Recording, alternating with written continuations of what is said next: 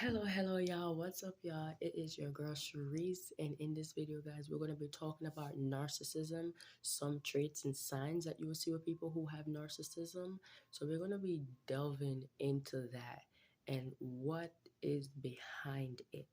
And let me start to tell you that there's a lot more narcissists roaming and walking this very earth than there are good, kind, considerate, caring, compassionate human beings. They are in your church, they're in your schools, they're in your job, they are your neighbors, they're all around you. And you have to be the difference and you have to be that light, and we have to be the change that we want to see. You see, narcissists, they're selfish. They're selfish human beings. They only look out for themselves. They don't think about the greater good. They don't think about other people and how they can serve somebody else other than themselves and what they can get and what they can receive. And a lot of it stems from often their childhood. You'll see back in their childhood. Maybe it's one parent or both parents who were neglectful, unloving, unkind, and they morph into becoming a victim, a forever perpetual victim. They didn't get any victory over life circumstances that they may have gone through. Maybe they were abused sexually or mentally or whatever kind of physical abuse they may have went through, but they never got any victory over it, right? They continue to play the victim card because when one is whole, you don't need to keep talking about the past. You don't need to keep trying to get pity and sympathy out of people because you're whole. You forgive that. You let that go. You went on with your life and you made something of yourself in this world, and you still see the beauty despite being in the rough that you went through, right? So a lot of these narcissism, it becomes a demonic spirit. How it becomes a demonic spirit? Because when you detach yourself from feeling, when you detach yourself from others and caring about other people and being here to serve, because that's what we're here to do. We're not here for ourselves.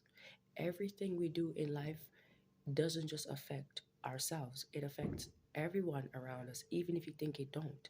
It affects your neighbor, it affects your family, it affects friends, it affects even strangers driving on a bridge that you never met. It does, because we're all one.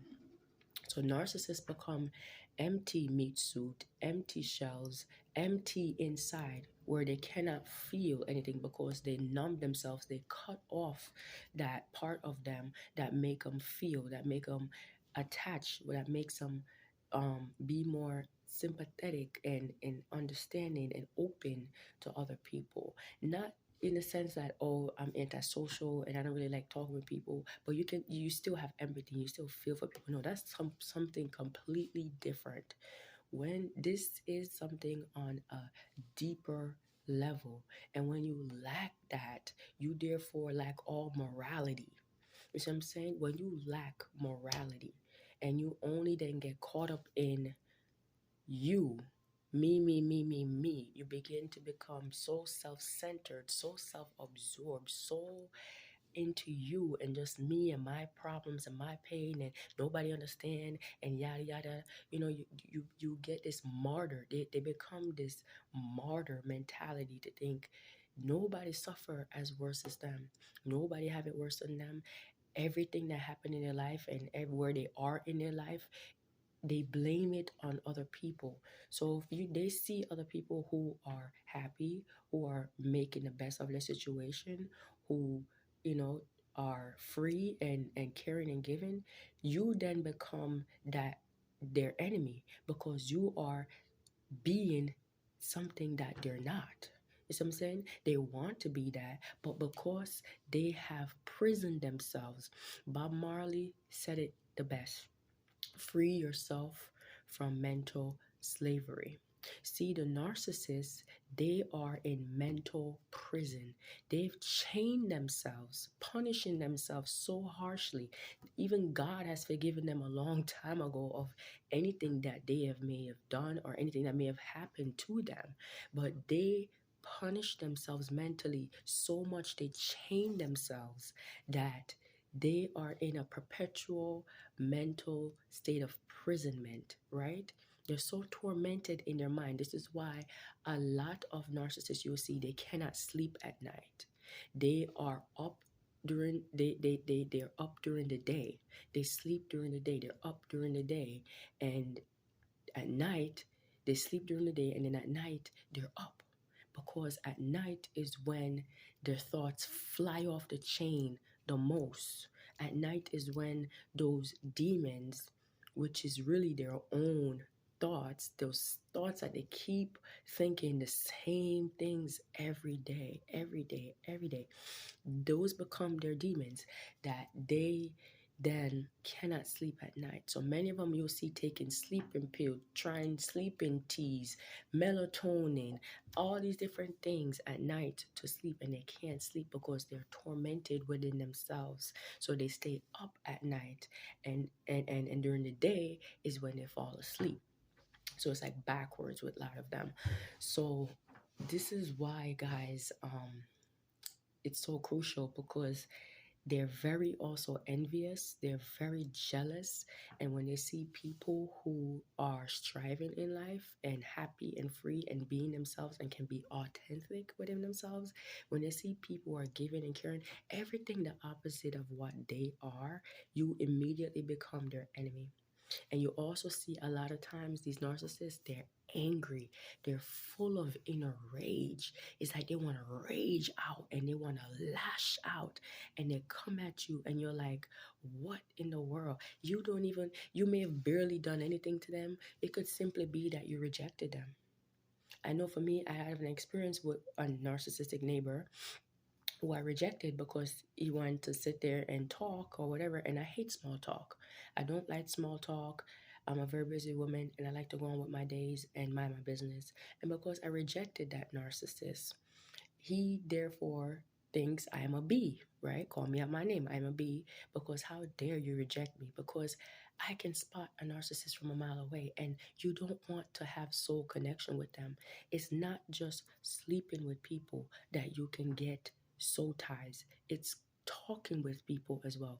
Talking with them consistently on a lot of basis. You can develop ties that way with people, and you don't want ties with a narcissist. You do not want to have any connection whatsoever with such entities, because those entities, they're like a supermassive black of hole. They suck the life force, the energy out of you. They're so terrible. They're worse than people with borderline personality disorders or people with schizophrenia and those type of demons. I rather deal with such people than narcissists, because they are so far gone off the chain that it's irreversible to bring them back.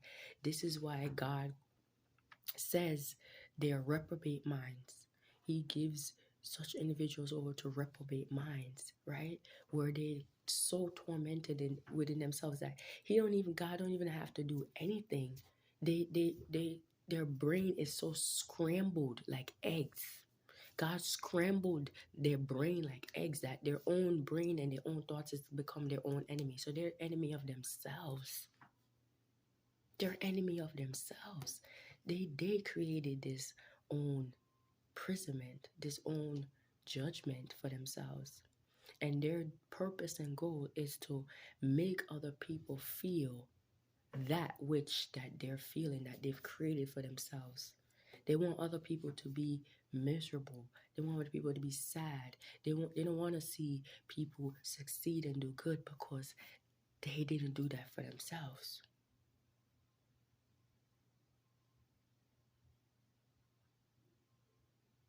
A lot of them think they're better than people, and there's a whole bunch of different types of narcissism if you want to go deep into that. You have the malignant narcissist, the martyr narcissist. There's so many different types of the branch of the scheme of narcissism, but what it is one big hole, demon, supermassive black of hole, sucking life of energy forces. And you must not feed into them, because how they get their energy, they get their energy when you react to them. They love to get people angry, riled up. They want to get you out of your character, out of your place of peace, out of focus, out of balance, because they're so out of balance. They're so out of touch. They're so miserable within their core stem of their DNA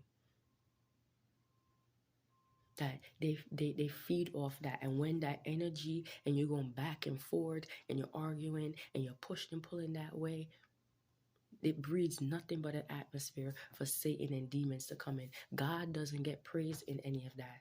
God cannot get praise in chaos. God doesn't get praise in anger.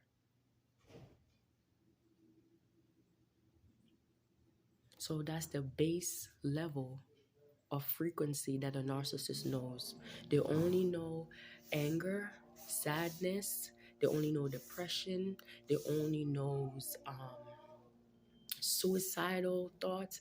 They operate from the base level of all frequencies. They operate out of grief, death, despair. Those are all low vibrational energies and frequencies. The lowest of the lowest of the whole hierarchy where of self-actualization. Right? We want to get to that place in the middle where we're not just happy, but we're at that place of joy, inner joy, feeling fulfilled in our lives, right? Being a creative and creating things, because that's what God placed us here to be. We're made from a great creator, and he put power in us so that we can also create. We're not just here to consume, we're here to create and give to others and receive as well.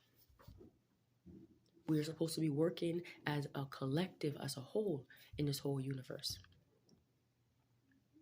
But the narcissists have gone so derailed off, so absorbed into their own world of nothingness, that they fail to see reality around them. So there's different branches. You have the grandiose narcissist. Those one you can spot a mile away. They'll tell you, they think they're the this and that. A lot of them are success, and they flaunt their money and their cars and things. But then you have some brokey grandiose that are not actually rich and have the money together, but they still operate that same way to think that they are. But they don't own anything. They lease everything. You have the malignant ones, the ones that will kill you and all these different things. So there's level to this insanity, I call it. This demon of insanity, mental insanity, emotional damagedness. So a lot of it stems from their childhood. A lot of it stems from them being abused early in their childhood, and they never got any victory over it, which means they've not forgiven the individuals, and moved on to live a healthy, happy, prosperous, successful, productive life. So they use that as a crutch, as an excuse to be nothing in life, to do nothing in life, to be a victim, and look around and blame other people who are moving liquid in their lives, who choose to pick up their cross, like God says, right? Pick up your cross and carry it. God told the man at the water who sat there for 35 years, what was he doing? Blaming other people for why he is the way he is and where he is in life. Oh, every time I try to get into water, somebody step over me and I don't have nobody to bring me there. So when the angels come down and trouble the water, I can't get my healing. And you know what God said? God didn't let him play that pity party, that pity game with him. Yeah, God heard him. Yeah, God sympathized with him. But God said to him, get up. Get up and carry your bed. You want this healing? Get up and walk yourself to this water so you can get your healing. So narcissists don't want to carry their cross and their burden. They want you to carry it for them. Of course, God said we are to share each other's burden, but at the same time, we're also supposed to still carry our own. We're still supposed to get up. Despite what life brings to us, you're supposed to still get up and keep moving. If Jesus Christ had to do it while he's getting whipped and beaten,